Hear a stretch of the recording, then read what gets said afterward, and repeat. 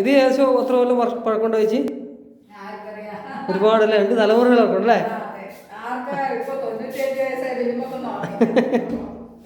ഒറ്റ മരത്തിലല്ലേ? ആ ഇതിപ്പോ ശരിക്കും ഒറ്റ മരത്തിൽ കുത്തിയ ചങ്ങലിയും അതുപോലെ തന്നെ തട്ടം കൊണ്ട് ഒറ്റ മരത്തോണ്ടത്. അതെ, ഒറ്റ മരം.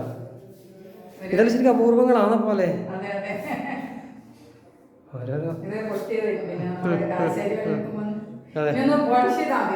അതെ, ഇത് പൊളിച്ചോ മതി.